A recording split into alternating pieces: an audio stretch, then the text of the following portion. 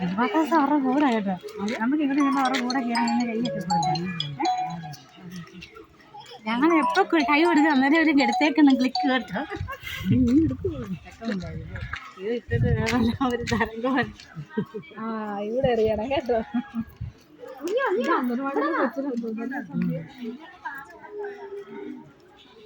കൂടെ ഇറങ്ങിയില്ല. അത് ഈ സരികളൊക്കെ പോകുമ്പോൾ നമ്മുടെ ഒരു ഫേസെങ്കിലും കിട്ടുന്നുണ്ട്.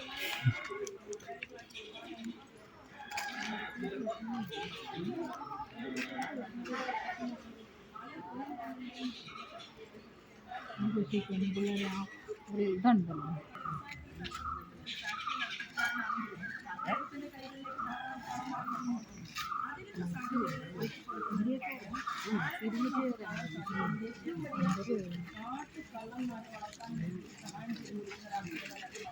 ഇവിടെ ആലപ്പുഴയുടെ തീരത്തെ ശോഷിപ്പിച്ചുകൊണ്ട് ജനനം നടത്താൻ വേണ്ടിയിട്ട് തീരുമാനിച്ചപ്പോൾ ഈ ജനനത്തിന് ആവശ്യമായിട്ട് സർട്ടിഫിക്കറ്റ് കൊടുത്തത് ആരാണ്?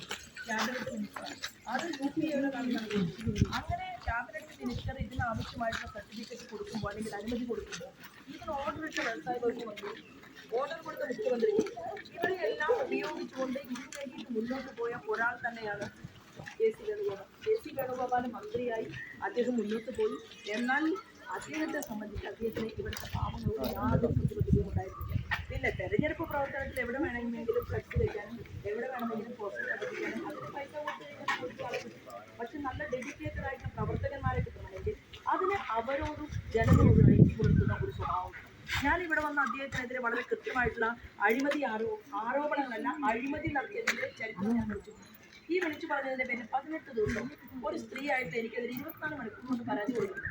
എന്നെ പോലീസ് സ്റ്റേഷനിൽ കയറ്റുന്നത് ചോദ്യം ചെയ്യിക്കട്ടെ, ഞാൻ പറഞ്ഞത് തെറ്റാണെങ്കിൽ. പക്ഷേ 20 ദിവസം കഴിഞ്ഞിട്ടാണ് മിസ്റ്റർ KC വേണുഗോപാൽ കേസിന് പോയത്. അതിന് എന്ത് ചെയ്തു? ഇവിടെ ഒരു ടിക്കാറാം മീണ എന്ന് പറയുന്ന ഒരു ഉദ്യോഗസ്ഥനുണ്ടായിരുന്നു, രാജസ്ഥാൻകാരൻ. അപ്പോൾ രാജസ്ഥാനിൽ നിന്ന് തന്നെയാണ് മൈനിങ്ങിൻ്റെ മന്ത്രി. ആ കുടുംബവുമായിട്ടാണ് KC വേണുഗോപാൽ പാർട്ട്ണർഷിപ്പ് ബിസിനസ് നടത്തുന്നത്.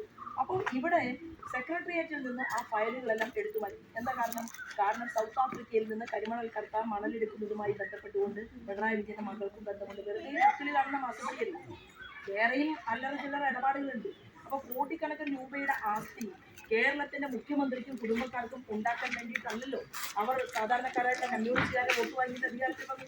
അപ്പോൾ സ്വാഭാവികമായിട്ടും ഈ സംസ്ഥാനത്തെ സംബന്ധിച്ച് എനിക്കിതൊരു തെരഞ്ഞെടുപ്പ് വിഷയം എന്നതിലുപരി തെരഞ്ഞെടുപ്പ് കഴിഞ്ഞാലും ആലപ്പുഴയിലെ ജനങ്ങളോട് ഞാൻ പറഞ്ഞിട്ടുള്ളത്, നിങ്ങളുടെ അടുത്ത തലമുറയ്ക്ക് ജീവിക്കാനുള്ള നമുക്കൊരു പൊതുമേഖലാ സ്ഥാപനത്തിലേക്ക് ഈ കരിമണൽ കൊടുക്കുകയാണെങ്കിൽ തന്നെ 10 ലക്ഷം രൂപ വാങ്ങിയിട്ട് കടലോരത്ത് നിന്ന് വിട്ടുപോകണമെന്ന് പറഞ്ഞാൽ സൗകര്യമില്ല എന്ന് പറയുന്നവരുടെ മുന്നിൽ ഞാനുണ്ടാകും. 10 ലക്ഷം രൂപയ്ക്ക് സ്ഥലം വാങ്ങിയിട്ട് വീട് വയ്ക്കാൻ പറ്റും, പെൺകുട്ടികൾക്ക് ജീവിക്കാൻ പറ്റും. അത് ഏറ്റവും വലിയൊരു വിഷയമായിട്ട് ഞാനിവിടെ ഏറ്റെടുത്തിരിക്കുകയാണ്. അത് ദേശീയ ഏജൻസി മുൻപാകെ എത്തിക്കാൻ എനിക്ക് സാധിച്ചിട്ടുണ്ട്. ഞാൻ ദേശീയ ഏജൻസിയുടെ മുൻപാകെ എനിക്ക് പറയാൻ സാധിച്ച കാര്യങ്ങളിലെല്ലാം തീർപ്പുണ്ടായിട്ടുണ്ട്. അത് കരുവണ്ണൂർ കേസിലും ഉണ്ടായിട്ടുണ്ട്, കരിമണൽ കടത്തിലെ എക്സാലോജിക്കുമായി ബന്ധപ്പെട്ട വിഷയത്തിലും ഇപ്പോൾ ഉണ്ടായിട്ടുണ്ട്. അവിടെ നിൽക്കുകയാണ്. ബാക്കി ഞാൻ ഇവിടുത്തെ വികസന പ്രവർത്തനങ്ങളെക്കുറിച്ചാണ് പറയുന്നത്. എൻ്റെ ലീഡർ എന്ന് പറയുന്ന ശ്രീമാൻ നരേന്ദ്രമോദി രാജ്യത്ത് അധികാരത്തിലിരുന്നു കൊണ്ട് ഇന്ത്യയുടെ പ്രധാനമന്ത്രി കൊണ്ട് അദ്ദേഹം 300ഓളം വരുന്ന പദ്ധതികൾ ജനങ്ങൾക്ക് വേണ്ടി നടപ്പിലാക്കിയിട്ടുണ്ട്. അതിവിടെ താഴെത്തട്ടിലേക്ക് എത്തിയിട്ടില്ല. അത് എത്തിക്കാൻ ആവശ്യമായിട്ടുള്ള പദ്ധതികളും പ്രതികരണങ്ങളും MLA-മാരുടെയും MP-യുടെയും ഭാഗത്തു നിന്നും ഉണ്ടാകാത്തത്.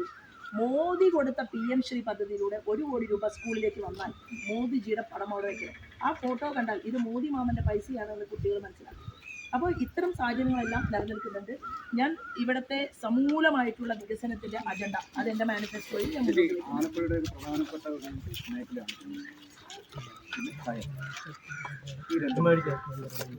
ഈ കയർ മേഖലയിൽ ഇന്ന് സംഭവിച്ചിട്ടുള്ളത്. ഈ കേരളത്തിൻ്റെ കയർ വ്യവസായം എന്ന് പറയുന്നത് കക്കറന്ന് തരിപ്പണമായി.